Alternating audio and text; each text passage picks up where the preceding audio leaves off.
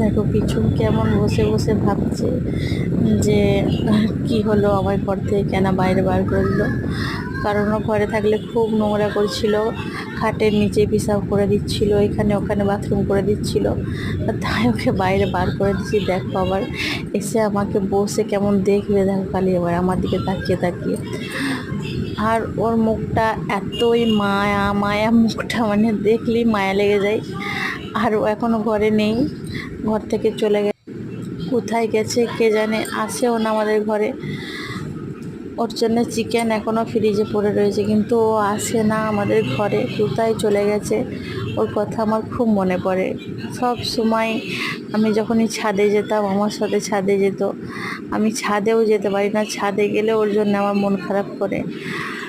কী জানি ও কোথায় আছে, যেখানেই থাক ও ভালো থাক, আল্লাহকে ভালো রাখ, এটাই আমি চাই।